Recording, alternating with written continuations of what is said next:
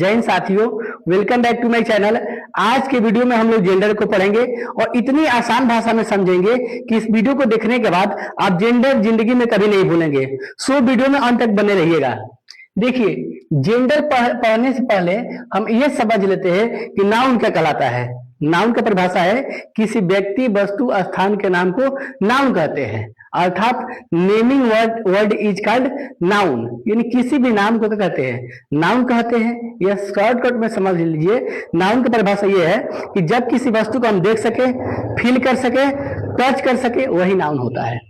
तो देखिए, नाउन जो भी होता है वो किसी न किसी जेंडर में होता है। यही हमारा आज का क्या है, टॉपिक है। तो देखिए, देयर आर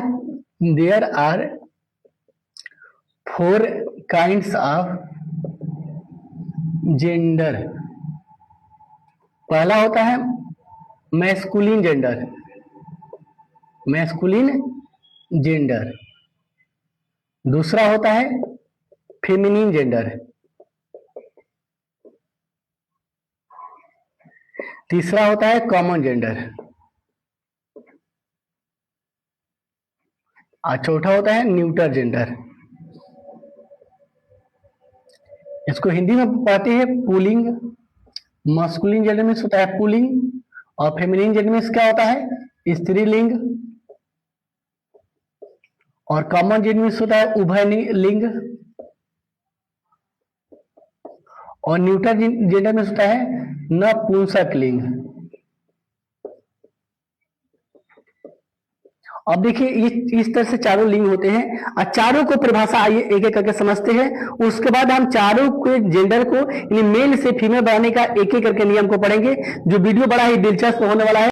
आइए चारों प्रकार को एक एक करके पढ़ते हैं। पहला होता है मस्कुलिन जेंडर। अब देखिए, मस्कुलिन जेंडर का डिफाइन ऐसे कर सकते हैं, इट डिनोट्स अ मेल। इसका परिभाषा बहुत सिंपल है, इट डिनोट्स अ मेन। जैसे हो गया मैन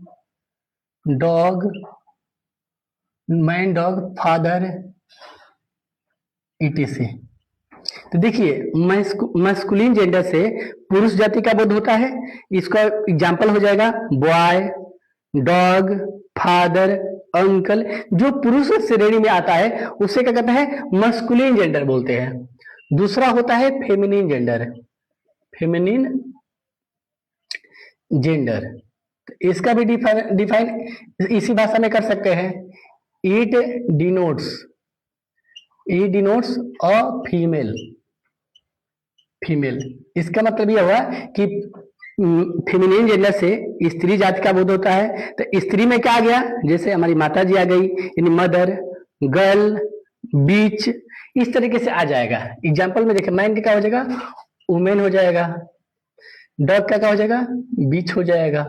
फादर क्या हो जाएगा, मदर हो जाएगा, etc। ठीक। तीसरा क्या होता है, कॉमन जेंडर। तो इसको ऐसे डिफाइन कर सकते हैं, इट डिनोट्स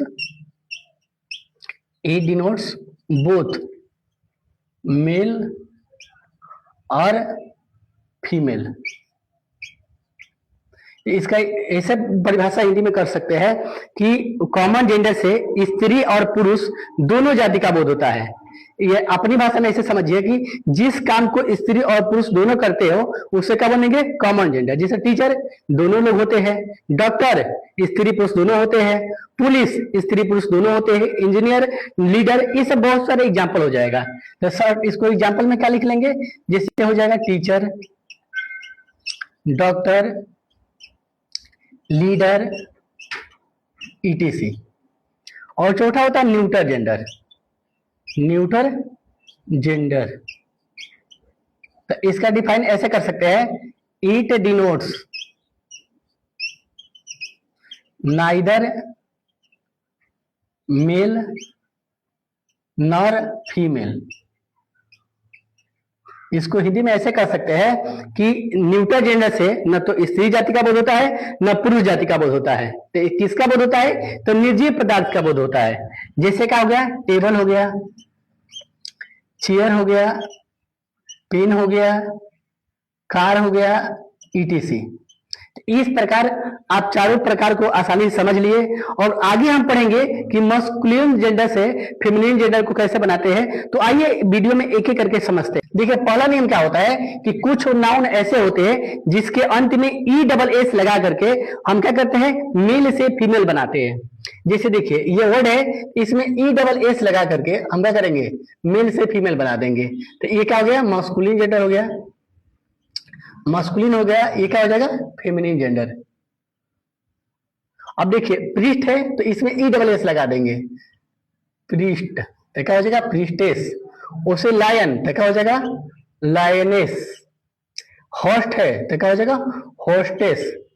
इस तरीके से आप इसको बना लेंगे। दूसरा नियम क्या है कि कुछ वर्ड ऐसे होते हैं जिसके बीच के भावेल को क्या करेंगे, हटा देंगे। भावेल को हटा करके हम क्या करते हैं, ESS को लगाते हैं। एग्जाम्पल में देखिए एक्टर है तो इसके बीच में क्या है, भावेल O है, तो O को हटा देंगे तो क्या हो जाएगा, एक्टरेस। ऐसे ही देखिए वेटर में E को हटा देंगे तो क्या हो जाएगा, वेट, RESS। वैसे देखिए इसमें E हटा देंगे तो क्या हो जाएगा, हंटरेस। ऐसे ही टाइगर में E को हटा देंगे तो क्या हो जाएगा, टाइगरेस। फाउंडर में E को हटा देंगे तो क्या हो जाएगा, फाउंडरेस।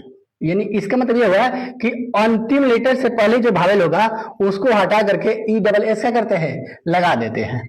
कुछ नाउन ऐसे होते हैं जो देखने से न तो मेल लगते हैं न फीमेल लगते हैं। तो वो तीसरा नियम क्या है, तो आइए समझते हैं।